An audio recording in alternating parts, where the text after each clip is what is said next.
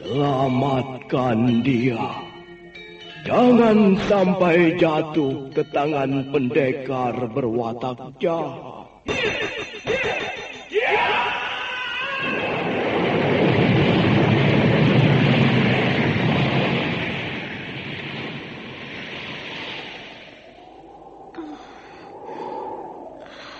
Kakang Kamandanu, kau masih juga tidak percaya bahwa aku mencintaimu. Meisin, maafkan aku, Meisin.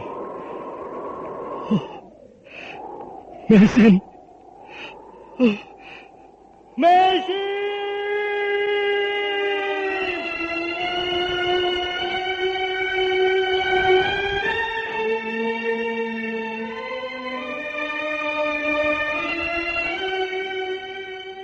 Tutur Tinula.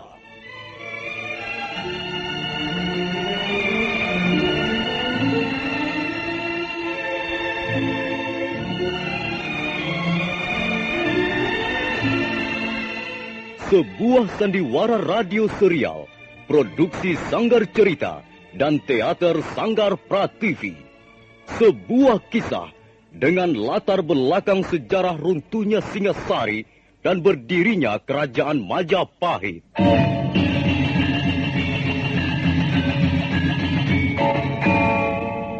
Sandiwara ini didukung oleh pemain-pemain radio yang sudah ternama. Ferry Fadli, Ivone Rose, dan Eli Ermawati.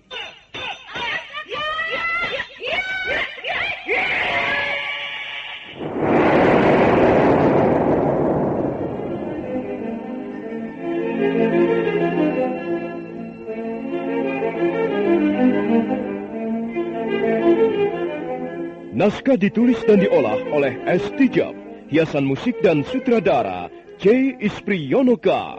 Kali ini mengetengahkan episode ke-14 dengan judul Keris Empu Gandring. Aku pikir bulatnya kelapa, rasanya rasa sakit di kepala.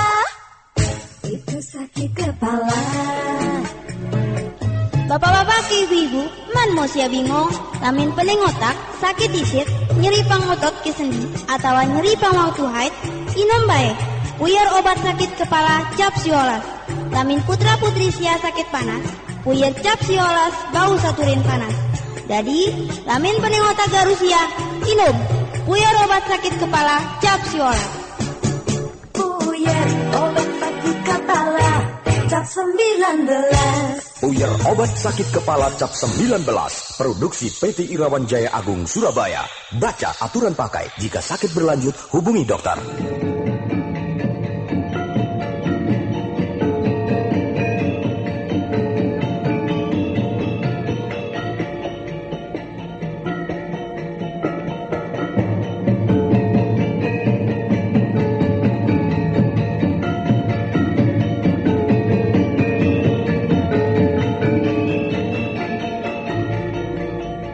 Dalam seri ke-391 ini didukung oleh para pemain Heri Stiono sebagai Dias Sanggramawijaya, Ferry Fadli sebagai Arya Kamandanu, Idris Apandi sebagai Ramapati, Nusri Nurdin sebagai Lembu Sora, Refli Lubis sebagai Demung Wira, Elias sebagai Gajah Biru, Ivone Rose sebagai Sakawuni, Narto Bantu sebagai Rawedeng, dan Asdi Suhastra pembawa cerita. Selamat menikmati.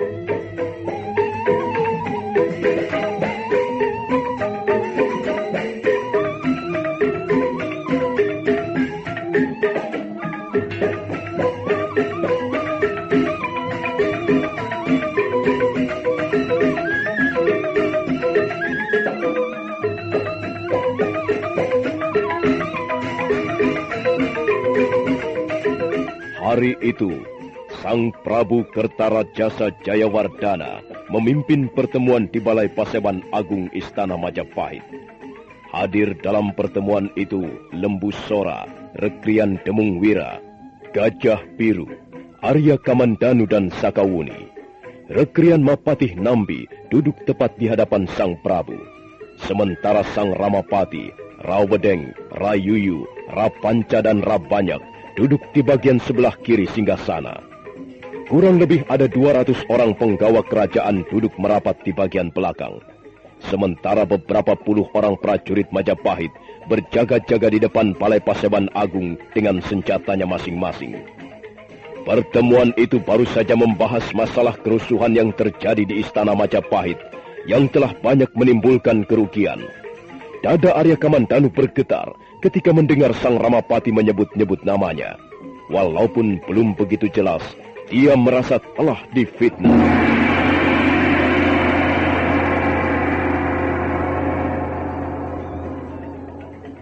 Arya Kamandanu. Ya, Gusti Prabu. Kau tidak perlu merasa berkecil hati. Kami, semua saja yang hadir di Balai Paseban Agung ini, hanya ingin tahu duduk persoalannya. Selama ini kita semua tahu bahwa pedang Naga Puspa adalah milikmu. Tetapi, semalam pedang itu telah membuat geger Istana Majapahit. Banyak sekali prajurit-prajurit Majapahit jatuh menjadi korban. Kaum perusuh dengan dibantu oleh para tawanan yang berhasil melarikan diri telah membuat keributan di istana ini. Dan banyak saksi mata mengatakan bahwa pedang Naga Puspa milikmu berada di tangan pemimpin kaum perusuh. Nah, sekarang jawablah pertanyaanku, Arya Kamandanu. Apa hubunganmu dengan kaum perusuh itu? Ampun, Gusti Prabu. Hamba sama sekali tidak mempunyai hubungan apapun juga dengan kaum perusuh. Lalu mengapa pedang Naga Puspa milikmu bisa berada di tangan pimpinan kaum perusuh? Bukankah demikian, Paman Ramapati? Benar, Gusti Prabu. Pedang Naga Puspa yang ampuh itu memang benar berada di tangan Pu Bajil, pimpinan kaum perusuh. Dengan pedang itu Pu Bajil menjebol pintu gapura samping dan banyak sekali membunuh prajurit-prajurit Majapahit. Dengan pedang itu Pu Bajil mengamuk dan menimbulkan banyak korban. Nah, mengapa bisa terjadi hal seperti itu, Kamandanu? Keterangan apa yang bisa kau sampaikan ke hadapan sidang Balai Paseban Agung ini? Ampun, Gusti Prabu.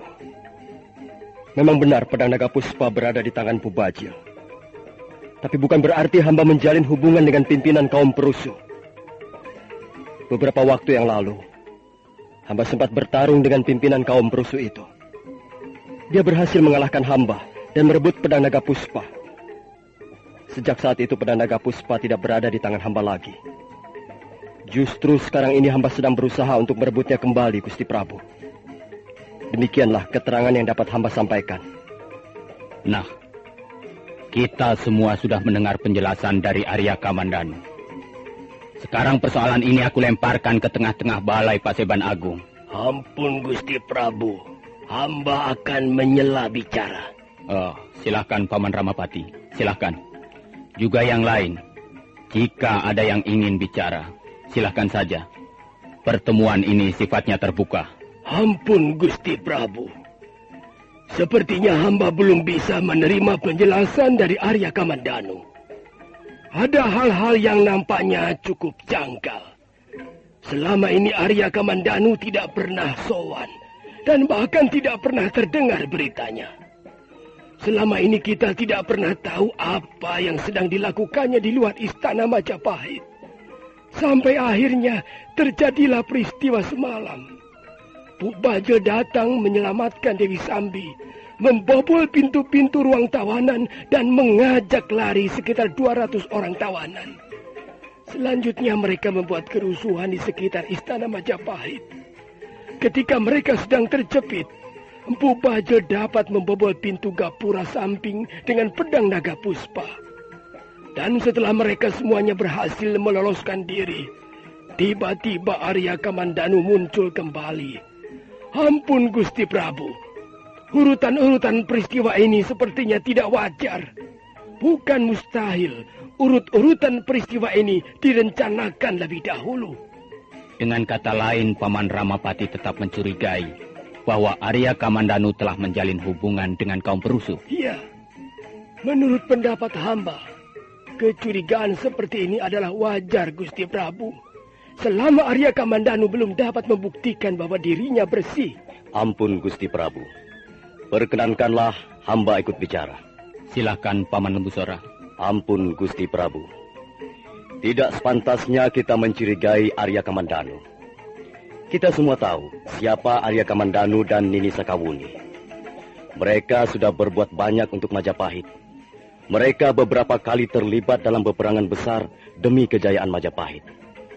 Hamba kira kecurigaan seperti yang dikemukakan oleh Kakang Ramapati tidak beralasan sama sekali. Tidak beralasan bagaimana, Adi Lembusora? Kita tidak bisa mencurigai Arya Kamandanu telah menjalin hubungan dengan kaum perusuh hanya karena pedang naga puspa berada di tangan Empu Bajil. Bukankah hal itu bisa merupakan bukti yang cukup kuat? Arya Kamandanu sendiri sudah menjelaskan bagaimana pedang naga puspa bisa jatuh ke tangan Empu Bajil. Bagaimana kita bisa percaya begitu saja, Adi Lembusora? Cerita seperti itu bisa dikarang oleh siapa saja. Bukan cerita yang kubutuhkan, Adi Lembusora, tapi bukti-bukti yang kuat. Bukti-bukti nyata.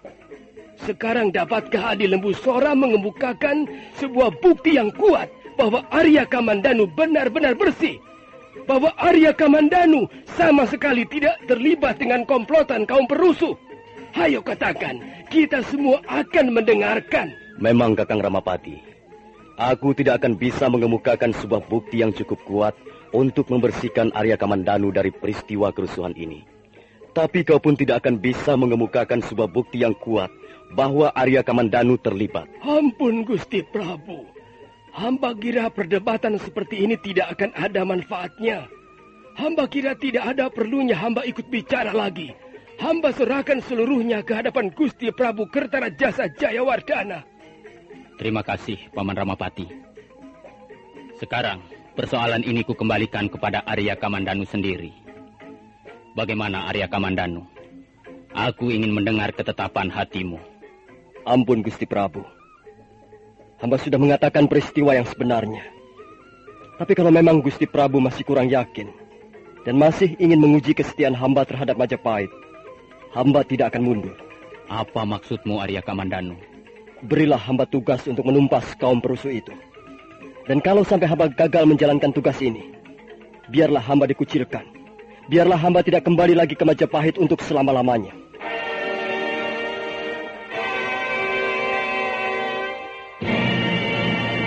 Kupikir bulatnya kelapa, rasanya rasa sakit di kepala. Itu sakit kepala. Bapak-bapak ke ibu-ibu, man mau sia bingung, lamin pening otak, sakit isit, nyeri pang otot ke sendi, atau nyeri pang waktu haid, inom bae, puyar obat sakit kepala cap siolas. Lamin putra-putri sia sakit panas, puyar cap siolas bau saturin panas. Jadi, lamin pening otak garusia, inom, puyar obat sakit kepala cap siolas. Puyar obat sakit kepala cap 19. Puyar obat sakit kepala cap 19. Produksi PT Irawan Jaya Agung Surabaya. Baca aturan pakai. Jika sakit berlanjut, hubungi dokter. Pertemuan di Balai Paseban Agung selesai menjelang tengah hari. Sang Prabu Kertarajasa Jayawardana diiringi para abdinya memasuki istana bagian tengah.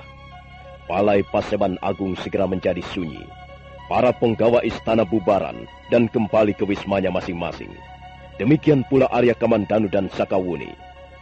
Pada malam harinya, seorang prajurit menemui Arya Kamandanu yang tengah istirahat di serambi rumah kediamannya. Setelah prajurit itu pergi, Arya Kamandanu buru-buru menemui Sakawuni. Tak lama kemudian mereka nampak bergegas berjalan di lorong.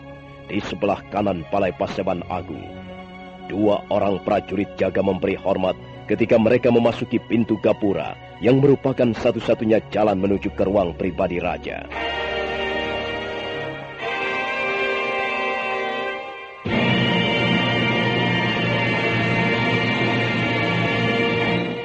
Duduklah, Arya Kamandanu.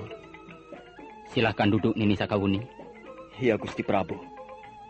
Ketahuilah, Kamandanu. Menjadi raja itu tidak mudah. tidak seperti yang dibayangkan banyak orang. Aku harus menghargai pikiran-pikiran para sahabatku. Aku harus dapat memimpin orang-orang yang bekerja di belakangku.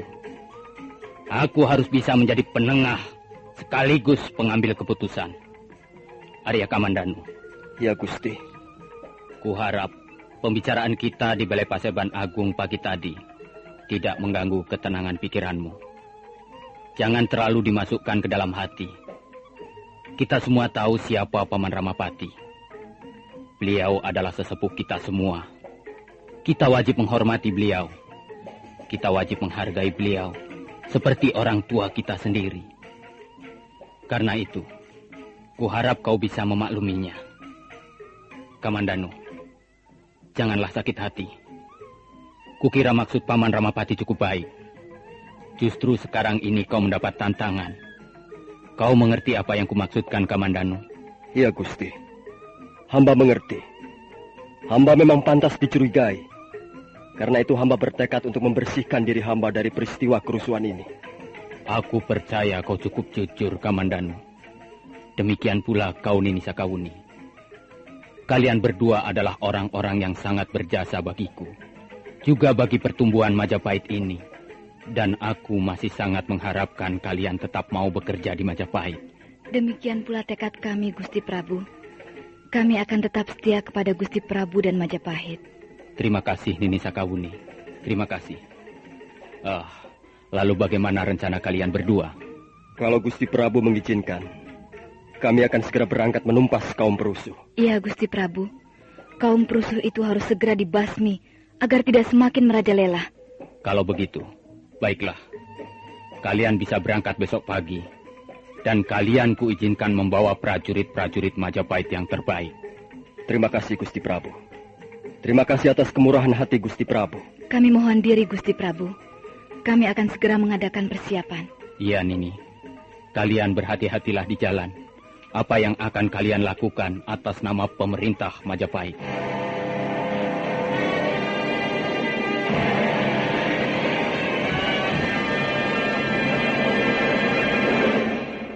Kedudukanku sekarang ini terjepit, Kamandanu. Aku ini ibarat macan tanpa gigi. Tapi aku tidak ingin berebut dengan Kakang Ramapati. Biar sajalah. Aku tidak ingin berebut dengan sesama teman sendiri.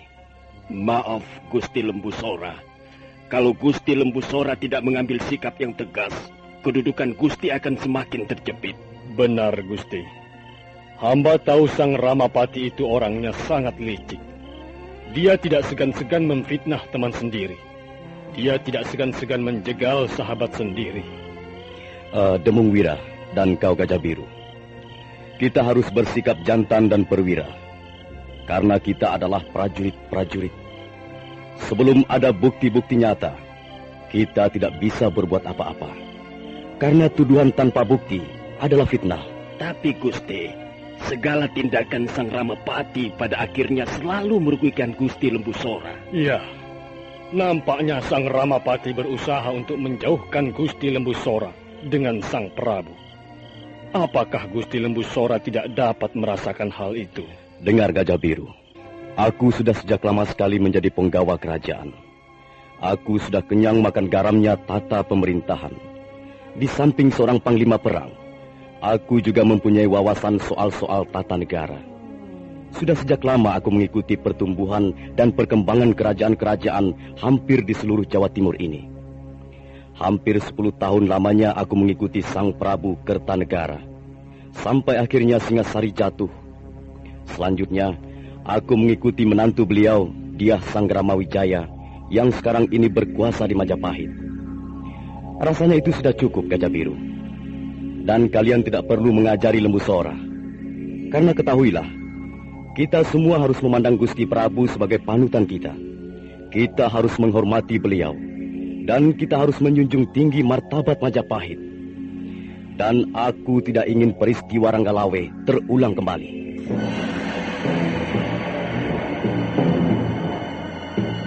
Aku pikir bulatnya kelapa, rasanya rasa sakit di kepala. Itu sakit kepala. Bapak-bapak, ibu-ibu, man man mosia bingung, lamin pening otak, sakit isit, nyeri pang otot ke sendi, atau nyeri pang waktu haid, inom baik. Puyar obat sakit kepala cap siolas. Lamin putra putri sia sakit panas, puyar cap siolas bau saturin panas. Jadi, lamin pening otak garusia, inom. Puyar obat sakit kepala cap siolas. Puyar obat sakit kepala cap 19. Puyar obat sakit kepala cap 19. Produksi PT Irawan Jaya Agung Surabaya. Baca aturan pakai. Jika sakit berlanjut, hubungi dokter. Pilih 300 orang prajurit, Gusti. Mereka semua adalah prajurit-prajurit pilihan. Saya kira 300 orang prajurit cukup, Kamandanu. Ya, aku kira begitu, Wuni. Maaf, Gusti Kamandanu. Kalau misalnya Gusti bermaksud berangkat sekarang juga, hamba kira mereka semuanya sudah siap. Terima kasih, Kakang Gajah Biru. Kukira kita tidak perlu menunggu terlalu lama. Sebaiknya memang kita berangkat sekarang juga. Hei, lihat Kamandanu. Lihat, siapa yang datang?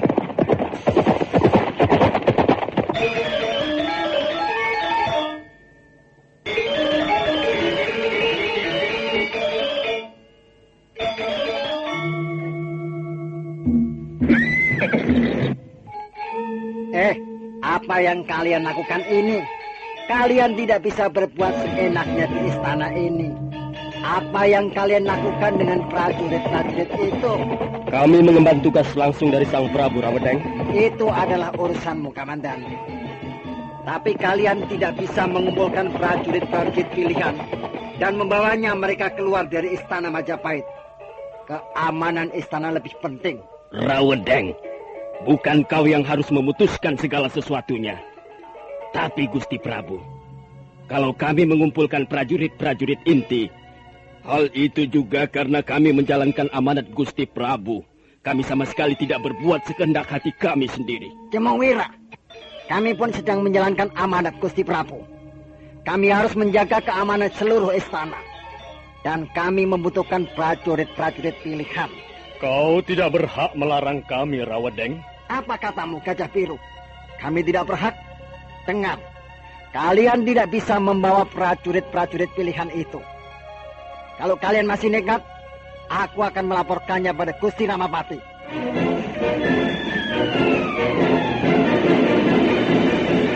Kupikir bulatnya kelapa, rasanya rasa sakit di kepala. Itu sakit kepala. Bapak-bapak ke ibu-ibu, man mosia bingung, lamin pening otak, sakit isit, nyeri pang otot ke sendi, atau nyeri pang waktu haid, inom baik. Puyar obat sakit kepala cap siolas. Lamin putra putri sia sakit panas, puyar cap siolas bau saturin panas. Jadi, lamin pening otak garusia, inom. Puyar obat sakit kepala cap siolas.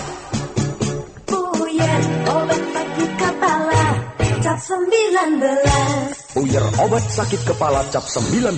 Produksi PT Irawan Jaya Agung Surabaya.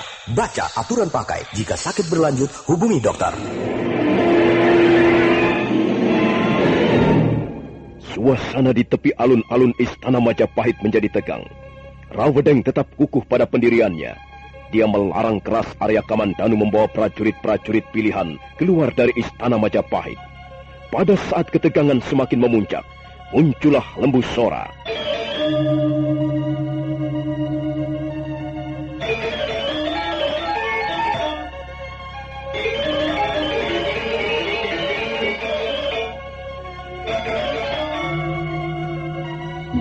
Nah, saudara pendengar, bagaimanakah kisah selanjutnya? Apa yang akan terjadi di tepi alun-alun Istana Majapahit? Apakah perselisihan di antara mereka akhirnya akan berbuntut panjang? Silakan menunggu seri berikutnya, Tutur Tinular, dalam episode Keris Empu Gandring ini. Sampai jumpa.